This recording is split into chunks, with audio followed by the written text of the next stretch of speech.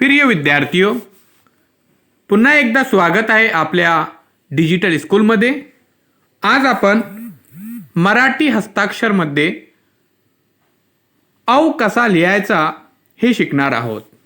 चला मुलांनो, मग सर्वात प्रथम आपण काही महत्त्वाचे नियम पाहूया। साधारणतः एक रेखी वहीमध्ये जास्त आपल्याला लेखन करावे लागते। यासाठी आपल्याला वर्गात शिक्षक जाणीवपूर्वक मार्गदर्शन करतात। प्रत्येक अक्षरांचे वलन कुणीकडून कुणीकडे जावे किंवा कुठे सुरू करावे, त्याची उंची किती असावी, त्याला काना, मात्रा, अनुस्वार कुठे आणि कसं द्यावे याचा ज्ञान आपल्याला असले पाहिजे।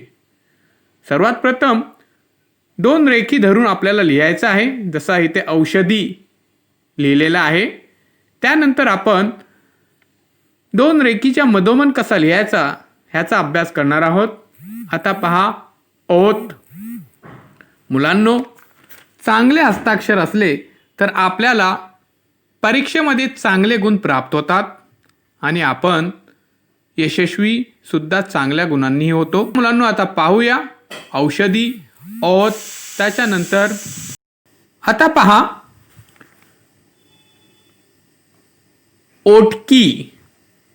औषधी, ओत, ओटकी। आता मुलांनो, आपण इथे लिहिणार आहोत दोन रेखीच्या मधोमध कसा लिहायचा।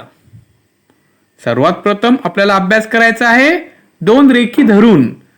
मुलांनो, चॅनलला सबस्क्राइब करा, हा व्हिडिओ नक्कीच आपण शेअर करा। आता पहा औषधी, त्यानंतर ओत, ओटकी।